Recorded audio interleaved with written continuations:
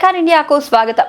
స్వాతంత్ర భారతదేశంలో ప్రతి రాజకీయ పార్టీ ఎన్నికలు సమీపిస్తున్న సమయంలో ఉచిత పథకాలు అంటూ అలావికాని హామీలతో ముందుకు రావడం, ప్రజల ఓటును కొల్లగొట్టేందుకు రాజకీయ ఎత్తుగడలు అనేకం. ఇటువంటి ఉచితాలపై దేశ అత్యున్నత న్యాయస్థానం తీవ్ర స్థాయిలో స్పందించింది. ప్రతి రాజకీయ పార్టీకి సుప్రీంకోర్టు మొట్టికాయలు వేసిందని చెప్పవచ్చు. అధికార పీఠం దక్కించుకోవడం కోసం రాజకీయ పార్టీలు అడ్డు అదుపు లేని హామీలు ఇవ్వడం, అడ్డు అదుపు లేని ఉచితాలు ఇవ్వడం ద్వారా సమాజం ఎటుపోతుంది, రాష్ట్ర అభివృద్ధి దేశాభివృద్ధికి ఆటంకం కాదా అంటూ రాజకీయ పార్టీలను సుప్రీంకోర్టు నిలదీయడం గమనార్హం. ఉచితాలు లబ్ధిదారులకే అందుతున్నాయా? ఉచితాలపై సుప్రీంకోర్టు స్పందనపై సర్కార్ ఇండియా న్యూస్ ప్రత్యేక వార్తా కథనాన్ని వీక్షించండి.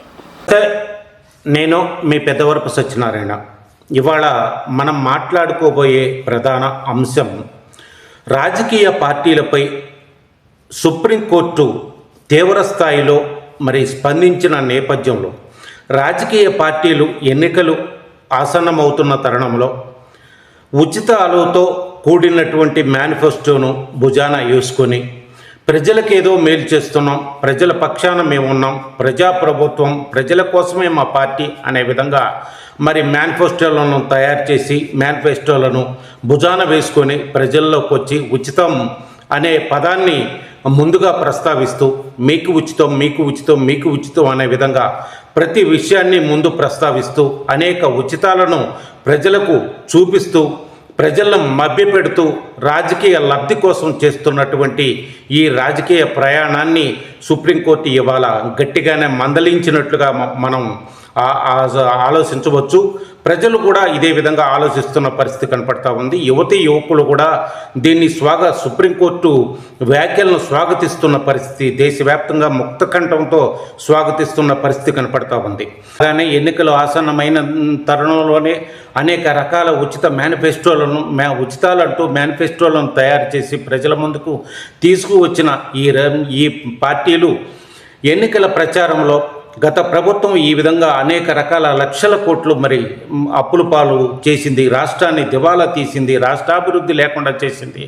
మేము వచ్చిన తర్వాత రాష్ట్రాభివృద్ధి చేస్తాం, రాష్ట్రానికి అనేక రకాలుగా ఉపాధి కల్పన విధంగా ముందుకు వెళ్తాం, నిరుద్యోగులకు మేలు చేస్తాం,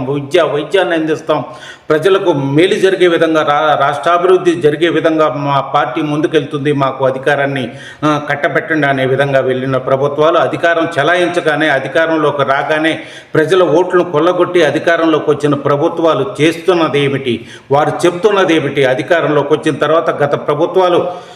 అనేక రకాలుగా అప్పుల పాలు చేసిన పరిస్థితి ఉంది, రాష్ట్ర ఖజానాను కొల్లగొట్టిన పరిస్థితి ఉంది, రాష్ట్ర ఖజానాలో రూపాయి లేని పరిస్థితి కనపడతా ఉంది, మేము ఇచ్చిన అనేక హామీలు అమలు చేయలేని పరిస్థితి కనపడతా ఉంది, ఉచితాలు కూడా చేయలేని పరిస్థితి కనపడతా ఉంది అనే విధంగా ఖజానా ఖాళీ అయింది అనే విధంగా మాట్లాడుతున్న పరిస్థితి కనపడతా ఉంది. ఈ ఖజానా ఖాళీ అవుతున్న పరిస్థితి కానీ గత ప్రభుత్వం జరిగిన పాలనలో జరుగుతున్న పరిస్థితులు ఏంటి, గత ప్రభుత్వ పాలనలో ఉన్న రెవెన్యూ లోటు ఎంత, రెవెన్యూ ఏ విధంగా ఉంది, మనం వచ్చిన తర్వాత ప్రజలు అధికారాన్ని కట్టబెట్టిన తర్వాత ప్రభుత్వ పాలనలోకి వచ్చిన తర్వాత ఏ విధంగా ఉన్న రాష్ట్ర ప్రభుత్వాన్ని ముందుకు కొనసాగించగలుగుతూ, ఏ విధంగా ప్రజలకు న్యాయం చేయగలుగుతూ అనే ఆలోచన ఎన్నికల సమయంలో ఈ రాజకీయ పార్టీలకు లేదా, రాజకీయ పార్టీలుగా అగ్ర నాయకులకు లేదా, రాజకీయ పార్టీలలో సుదీర్ఘమైన రాజకీయ నాయకులు ఉన్న నేపథ్యంలో వారికి అనుభవం లేదా అంటే ప్రశ్నార్థకమే. అనేక రకాలుగా అన్నీ తెలిసి ఉన్నా కానీ అనేక రకాలుగా ప్రభుత్వ పనితీరు కానీ, ప్రభుత్వ అధికారుల పనితీరు కానీ, ప్రభుత్వం ఉన్న తీరు కానీ, రెవెన్యూ లోటు కానీ అన్నీ సమస్తం తెలిసి ఉండి కూడా వారు ప్రజల ఓట్ల కోసం అందలం ఎక్కడం కోసం కేవలం ఆ ఎన్నికల సమయంలో వాగ్దానాల వర్షం కురిపిస్తారే తప్ప వారికి విషయాలు తెలియక కాదు, రాష్ట్ర పరిస్థితి తెలియక కాదు, రాష్ట్ర రెవెన్యూ తెలియక కాదు, రాష్ట్రం వెళ్తున్న తీరు తెలియక కాదు, అన్నీ తెలిసి ఉండే కేవలం ఒక ప్రజల ఓట్ బ్యాంకును కొల్లగొట్టడం కోసం, అధికారంలోకి రావడం కోసం చేస్తున్న పరిస్థితి కనపడుతుంది తప్ప రాజకీయంలో అనేక రకాలుగా రాజకీయం అనేది ఒక మాటలతో కూడినటువంటిది, ప్రజలను మభ్యపెట్టడానికి వీలైనటువంటిది, ప్రజల నుండి ప్రతి విషయాన్ని కూడా ప్రజలు నమ్మే విధంగా, నమ్మశక్యమయ్యే విధంగా మాట్లాడటం అనేది రాజకీయ నాయకులకు వెన్నతో పెట్టిన విద్య. అదేవిధంగా ఆ విధంగా ఉన్న పరిస్థితుల్లోనే ప్రజలు కూడా రాజకీయ పార్టీలను హక్కును చేర్చుకొని ఓట్లు వేయడం ద్వారా, గెలుపొందడం ద్వారా గెలుపొందిన తర్వాత మరి రాజకీయ పార్టీలు చేస్తున్న విధానాలను చూసి మళ్ళీ వారు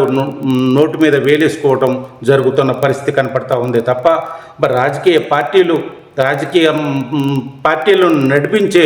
మేధావులు ఆలోచించవలసిన పరిస్థితి ఉంది. ఇవాళ ప్రజలు వేస్తున్న ఓట్లతో అందలానికి ఎక్కిన వీరు ప్రజలను మభ్యపెట్టే విధంగా ప్రజలకు అనేక రకాలుగా చెప్పిన వాగ్దానాలను నెరవేర్చలేని స్థితిలో మనం ఉన్నాం అనే విధంగా ఆలోచన చేసి ప్రజలను మభ్యపెట్టకుండా ప్రజలకు ఉన్నది ఉన్నట్టుగా వాస్తవాలను చెప్పి మరి పరిపాలన సాగించే విధంగా ముందుకెళ్ళటం అనేది చేయవలసిన పరిస్థితి ఉన్న నేపథ్యంలో ఇవాళ రాజకీయ పార్టీలు చేస్తున్నది ఏమిటి, రాజకీయ పార్టీలు మాట్లాడుతున్నది ఏమిటి, రాజకీయ పార్టీలు మరి కక్ష పూరితంగా వెళ్తున్న విధానం ఏంటి, రాజకీయ పార్టీలు వెళ్తున్న దూషణ విధానం ఏంటి, రాజకీయ పార్టీలు వెళ్తున్న ఒకరినొకరు ఒక పార్టీ అధికార పక్షం ప్రతిపక్షం అధికార పక్షం మీద మరి చేస్తున్న దాడులు, దౌర్జన్యాలు, వ్యాఖ్యలు, విమర్శలు, మరి దూషణలు అనేక రకాలుగా జరుగుతున్న ఈ నేపథ్యంలో ప్రజలు ప్రతి విషయాన్ని ఆలోచించవలసిన విషయం ఉంది. ప్రజలు పార్టీలను రాజకీయ పార్టీలు ఏమి చెప్పినా సరే రాజకీయ పార్టీలు చెప్తున్న వాటిలో ఏ రాజకీయ పార్టీ న్యాయబద్ధంగా వెళ్తుంది, ఏ రాజకీయ పార్టీ ప్రజలకు మేలు జరిగే విధంగా వెళ్తుంది, ఏ రాజకీయ పార్టీ మరి విద్యార్థులకు మరి మంచి విద్యను అందించే విధంగా వెళ్తుంది, విద్య వైద్యం న్యాయం అనేది విధానాన్ని ఏ రాజకీయ పార్టీ అందిస్తుంది, నిరుద్యోగులకు ఏ రాజకీయ పార్టీ మేలు చేస్తుంది, మరి యువకులకు ఏ రాజకీయ పార్టీ మరి మేలు చేసే విధంగా ముందుకెళ్తుందనే విషయాన్ని ప్రజలు ఆలోచించవలసిన అవసరం ఉంది. ఆ విధమైన పార్టీని ఎన్నుకోవాల్సిన అవసరం ఉంది అనే విధంగా మరి ఇలా సుప్రీంకోర్టు ఉచితాలు ఇచ్చి రాష్ట్రాభివృద్ధిని ఏ విధంగా చేద్దాం అనుకుంటున్నారు, దేశాన్ని ఏ విధంగా చేద్దాం అనుకుంటున్నారు, ఈ ఉచితాల ద్వారా మరి ప్రజలకు జరిగే లబ్ధి ఏంటి, అసలు రాష్ట్రానికి జరిగే లబ్ధి ఏంటి, పల్లె వికాసం జరుగుతుందా అనే విధంగా మరి ఇవాళ సుప్రీంకోర్టు వ్యాఖ్యానించడం, సుప్రీంకోర్టు ఇవాళ ప్రతి ఒక్క రాజకీయ పార్టీని కూడా మొట్టికాయలు వేసిన పరిస్థితి కనపడుతూ ఉంది. ఇవాళ ఈ కేవలం సుప్రీంకోర్టు స్పందించడమే కాకుండా యువకులు ఇవాళ సోషల్ మీడియా ద్వారా ప్రతి విషయానికి స్పందిస్తున్న యువకులు ప్రతి ఒక్కరు కూడా మరి రాజకీయ పార్టీలు చేస్తుందేంటి, ప్రభుత్వాలు చేస్తుందేంటి, ప్రభుత్వ విధానం ఏంటి, ప్రతిపక్షాలు చేస్తుందేంటి, ప్రతిపక్ష పార్టీలు నడుస్తున్న విధానం ఏంటి, మరి ఇది ఏ విధంగా ప్రజలకు ఆమోదయోగ్యం అనే విధంగా మరి యువకులు కూడా స్పందించాల్సిన అవసరం ఉందనే విషయాన్ని మరి తెలియజేస్తూ మరి కేవలం సుప్రీంకోర్టు వ్యాఖ్యల విషయంలో ఇవాళ ప్రజలకు ప్రజారంజకంగా ప్రజలకు న్యాయం జరిగే విధంగా మరి రాజకీయ పార్టీలు వెళ్తాయా, సుప్రీంకోర్టు మరి చెప్పిన విధానాల్లో మరి రాజకీయ పార్టీలు ఎంతవరకు స్వాగతిస్తాయి, ఎంతవరకు మరి